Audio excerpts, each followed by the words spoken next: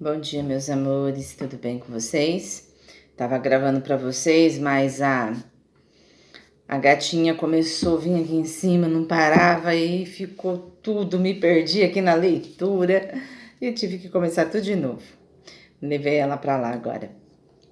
Hoje nós vamos dar sequência no Evangelho de Mateus, nas notas explicativas. Vamos encerrar aí as notas explicativas. E nesse trecho vemos Jesus falando sobre o sinal de Jonas e alertando sobre o fermento dos fariseus e saduceus, símbolo da corrupção que age silenciosamente. Também ocorre um dos momentos mais marcantes do Evangelho. Pedro reconhece Jesus como Cristo, o Filho do Deus vivo. Jesus declara que essa revelação não veio dos homens, mas do Pai. Em seguida, afirma que edificará a sua igreja sobre a rocha firme da verdade revelada. Oremos. Pai amado, abre o nosso entendimento para reconhecer quem Tu és. Que nossa fé seja firme e verdadeira. Em nome de Jesus. Amém. Vamos para a nossa leitura. 16:4-5, sinal de Jonas. Veja a nota 12:39, outra margem. Veja a nota 8:28. 16:6-12. Em contraste com 13:33, aqui fermento é uma metáfora negativa para indicar o modo como o mal da corrupção pode se infiltrar e anunciar e arruinar aquilo que é bom. Compare Êxodo 12:8, 15-20. Não trouxemos pão. Os discípulos estão tão preocupados com as necessidades físicas que não conseguem entender que a referência de Jesus ao fermento é figurada, feita para servir de lição espiritual. Acompanhando a regressão de Jesus, eles finalmente entenderam. 16:13, Cesárea de Filipe. Cerca de 40 quilômetros ao norte do Mar da Galileia, havia sido um centro de culto a Baal, depois ao deus grego Pan e por fim a César. Nessa época, foram uma importante cidade grego-romana com uma população síria e grega predominantemente pagã. Na verdade, seu nome havia sido recentemente mudado de Penéias para Cesárea de Filipe, pelo patriarca Felipe, um dos filhos de Herodes o Grande, como forma de honrar a si mesmo e a Augusto César. Escavações neste lugar descobriram moedas cunhadas para representarem o templo construído em honra a Augusto César e uma caverna pagã dedicada a Pan, com santuários e nichos de culto ainda visíveis hoje em relação ao título Filho do Homem. Veja a nota 8:20. João Batista, Elias, Jeremias, um dos profetas. As respostas são condizentes com as expectativas messiânicas populares que se tinha em Israel, decorrente de uma vertente de predições do Antigo Testamento sobre um grande profeta que havia de vir. Compare Deuteronômios 18:15-18 e Malaquias 4:5. 16. Respondendo Simão Pedro. Pedro age mais uma vez como porta-voz dos 12. Compare 15:15. Cristo significa Messias ou ungido. Veja a nota 1, Filho do Deus vivo. E Jesus é o Filho do Deus que está vivo, ao contrário dos deuses pagãos de Cesárea de Filipe. Compare nota 16:13. Jesus é o Filho sem igual de Deus. Aí tem toda uma comparação que depois vocês veem, tá? O cumprimento da promessa do Antigo Testamento é um filho divino como rei ungido, segundo Samuel 7:14 e Salmos 2:7. 16:17. Jesus lhe afirmou. Embora Pedro tenha falado para o grupo, a resposta de Jesus é dirigida ao próprio Pedro. Bem-aventurado. Veja a nota 5:3. Jesus não está sendo conferindo bênção tanto como reconhecendo a condição de privilegiado de Pedro para se beneficiar da revelação pessoal de Deus. Simão Bar-Jona, filho de Jonas, Simão tem um pai natural, Jonas, mas sua capacidade de confessar quem era Jesus, 16:16, não viria de qualquer origem de carne e sangue, e sim de meu Pai que estás nos céus.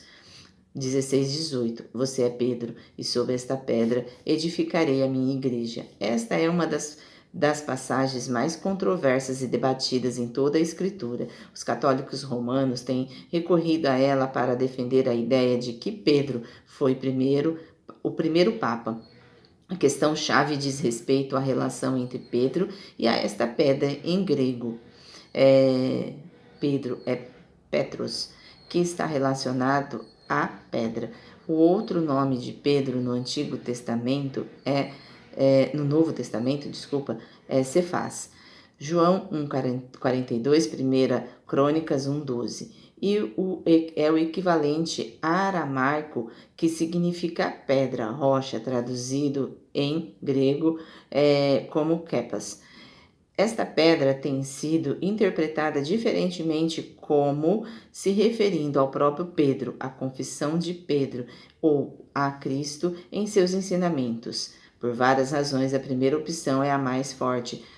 Todo o pronunciamento de Jesus é dirigido a Pedro e o conectar identifica mais naturalmente a pedra com o próprio Pedro. Contudo, mesmo que esta pedra se refira a Pedro, ainda permanece a questão quanto ao que isso significa. Os protestantes em geral entendem que se refere a Pedro em seu papel de confessar Jesus como Messias e que os outros discípulos tomariam parte nessa função por haverem feito confissão semelhante. Veja Efésios 2:20, em que a igreja está construída sobre todos os apóstolos.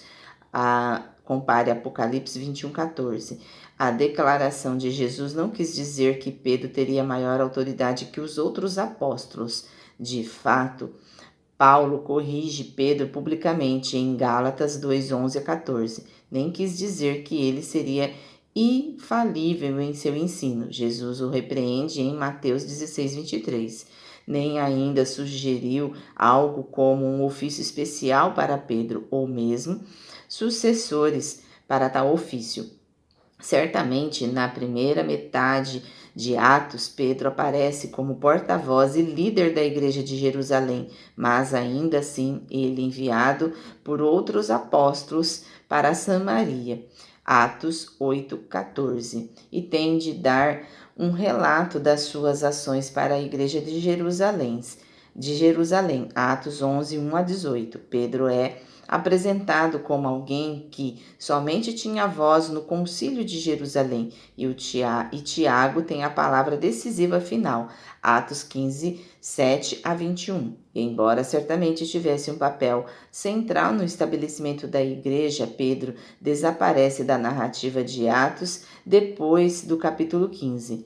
A igreja é usada somente aqui em Mateus 18:17. Nos evangelhos, Jesus aponta para o templo em que os discípulos, sua família da fé, 12:48-50, serão chamados de minha igreja. Jesus edificará sua igreja e, apesar de construída sobre o fundamento dos apóstolos e profetas, ele mesmo, Cristo Jesus, é a pedra angular. Efésios 2:20. Alguns estudiosos objetam que Jesus não poderia ter previsto o pastoreio, surgimento da igreja neste momento, mas o uso do grego para se referir ao povo de Deus chamado para fora tem importante base na história na Septuaginta.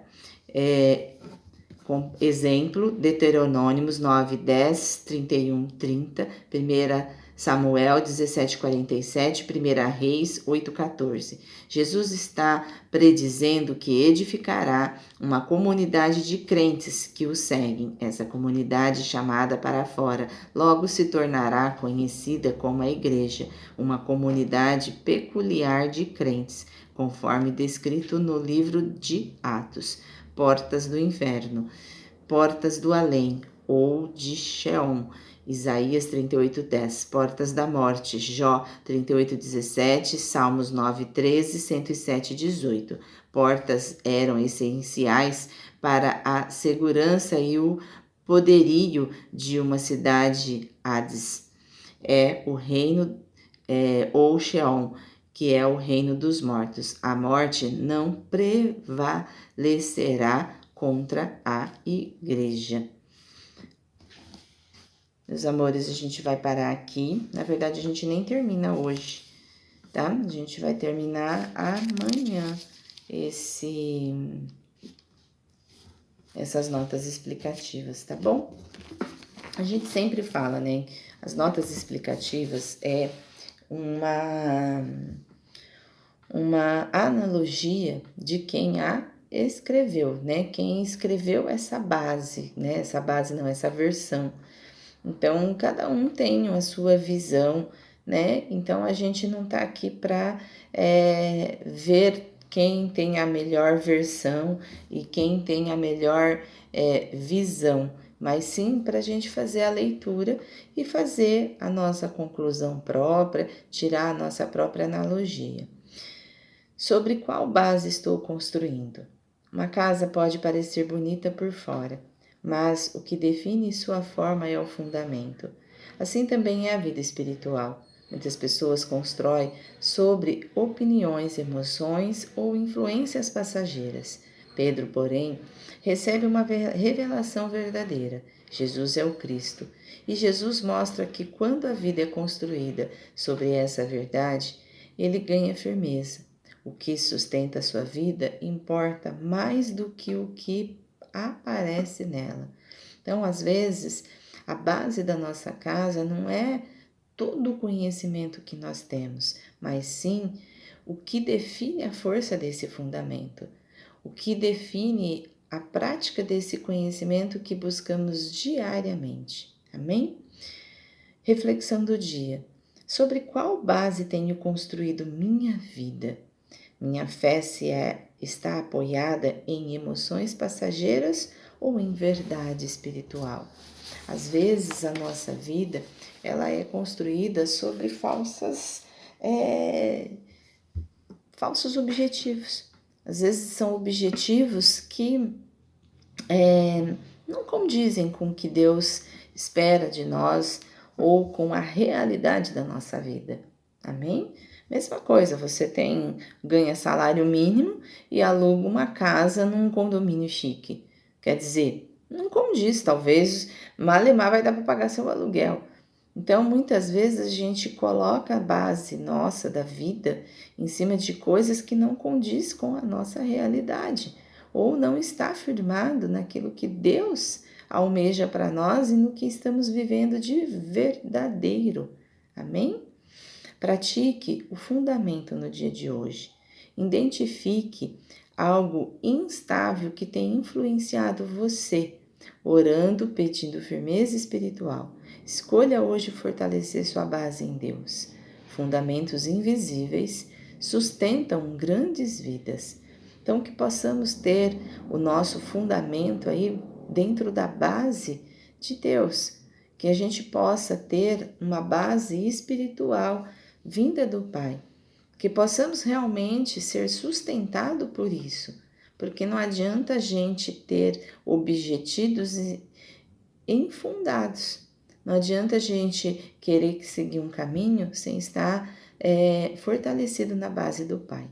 Amém?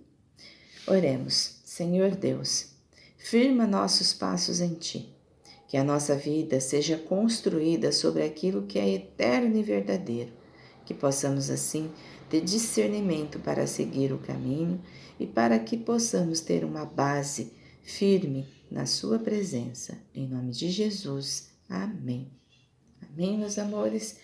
Uma ótima sexta, um ótimo dia, que possamos estar aí nessa sintonicidade com o Pai e agradecendo sempre por tudo que Ele nos direciona, que possamos assim ter influências positivas, influências firmadas na base de Deus, e que assim Usemos isso no nosso dia a dia.